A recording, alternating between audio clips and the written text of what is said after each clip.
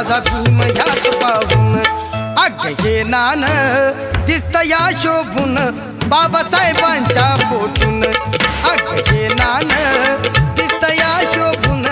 बाबासाहेबांच्या पोटून